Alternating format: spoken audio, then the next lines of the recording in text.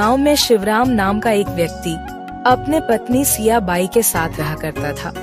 उन दोनों का एक बेटा था, पर उसकी नौकरी शहर में था, इसीलिए वह अपने माता पिता के साथ नहीं रह पाता था।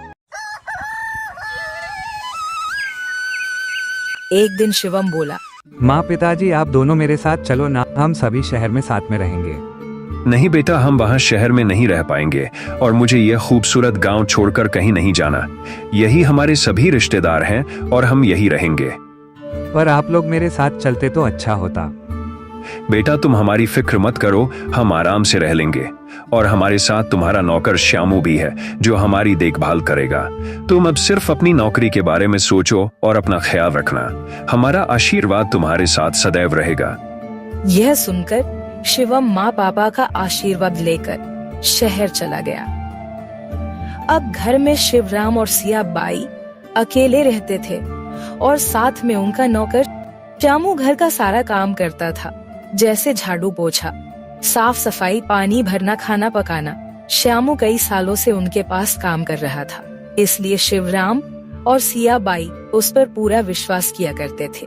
श्यामू उन दोनों की पूरी सेवा किया करता था और अपने घर शाम को चला जाया करता था।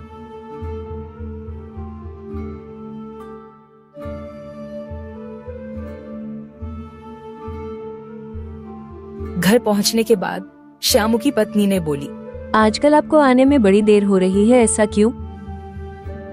क्या करूं भाग्यवान, आजकल घर का पूरा काम मुझे ही करना पड़ रहा है।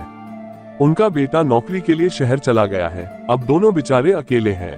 अकेले मतलब बिल्कुल अकेले? हाँ बिल्कुल अकेले ही रहते हैं। अगर वो अकेले हैं तो अच्छे अच्छे पकवान बनाकर लाओ, उन्हें क्या पता चलेगा। बहुत दिन हो गए मुझे अच्छा खाना खाए हुए। ठीक है भाग्यवान, कल जरूर लाता हूँ।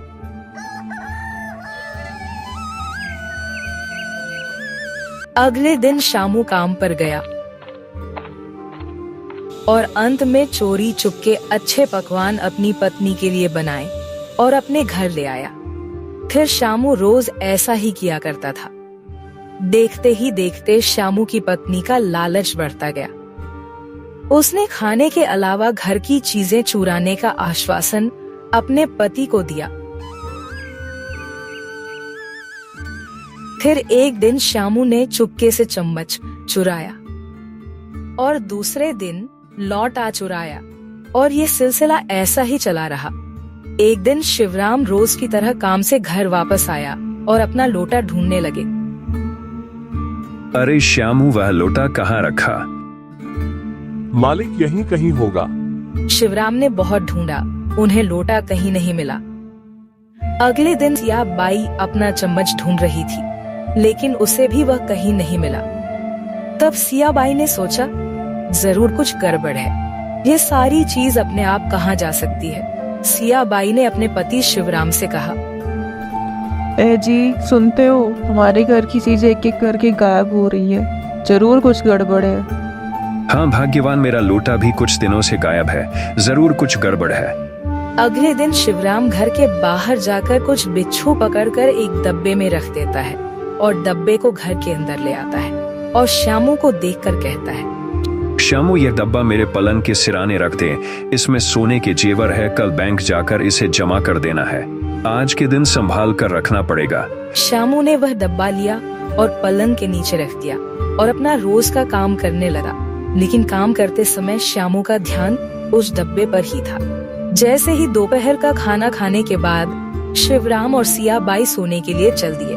लालची श्यामू उसे डब्बे की ओर बढ़ा और उसे खोला तो उसमें से 3-4 बिच्छू बाहर आए। यह देखकर श्यामू घबरा गया और इधर उधर दौड़ने लगा और चिल्लाने लगा, बचाओ बचाओ बचाओ, मुझे बचाओ। इस आवाज से शिवराम और उसकी पत्नी सिया बाई अपनी नींद से जाग गए और उन्होंने सभी बिच्छू को मिलकर डब्बे में बंद कर दिया। फिर शिवराम बोला, मुझे पूरा यकीन था कि तुम चोरी कर रहे हो, मैं तो सिर्फ तुम्हें सबक सिखाना चाहता था। तुम्हें क्या लगा कि हम बूढ़े हो गए हैं तो हमें कुछ पता नहीं चलेगा?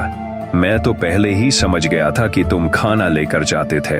हमने सोचा खाना ही तो है, क्या फर्क पड़ता है। लेकिन दिन ब दिन तुम्हारा लालच बढ़ता गया और तुम घर की चीज चुराने लगे। शर्म आना चाहिए तुम्हें। जिस थाली में खाते हो उसी में छेद करते हो। श्यामू को अपनी गलती का एहसास हुआ और वह रोने लगा और अपने मालिक से रोते रोते माफी मांगा। मालिक, मुझसे गलती हो गई, मुझे माफ कर दीजिए, आगे से ऐसा नहीं होगा। और थोड़ी ही देर में शिवराम और सियाबाई ने श्यामू को माफ कर दिया। लालची जौहरी। एक कुम्हार को मिट्टी खोदते समय हीरा मिला।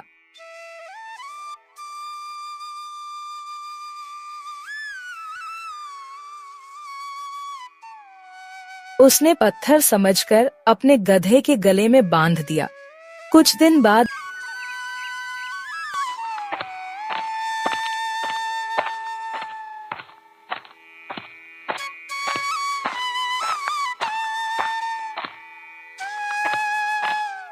दुकानदार ने कुम्हार के गधे के गले में बंधा पत्थर देखा। उसे पत्थर बहुत अच्छा लगा। दुकानदार ने कुम्हार को थोड़ा सा गुड़ दिया और पत्थर खरीदकर अपने तराजू में बांध दिया। फिर एक दिन एक जौहरी दुकान पर कुछ सामान खरीदने आया।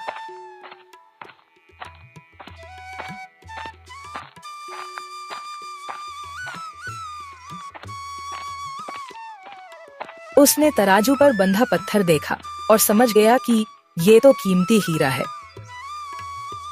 जौहरी ने दुकानदार से उस पत्थर की कीमत पूछी। पत्थर कितनी की है भाई? तो दुकान वाले ने कहा, भाई बस 5 रुपए में। जौहरी कंजूस और लालची था। वह दुकानदार से मोल भाव करने लगा।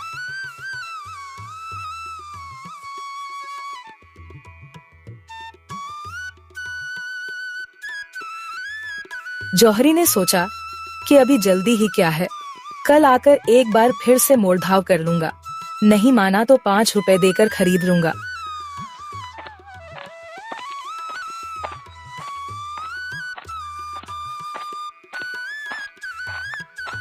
इस जौहरी के जाने के बाद वहां एक और जौहरी आया।